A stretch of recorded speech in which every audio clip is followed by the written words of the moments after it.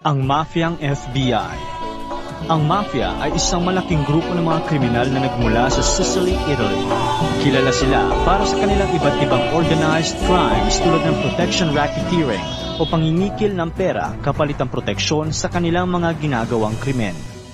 Kilala din sila sa paggawa ng extortion, loan sharking at iba't iba pa. Noong kapanahunan, sila ang naging pangunahing kalaban ng mga otoridad dahil sa mga krimeng kanilang pinalaganap. Pero, paano kung sabihin ko sa inyong may isang taong naging FBI agent at naging mafia associate?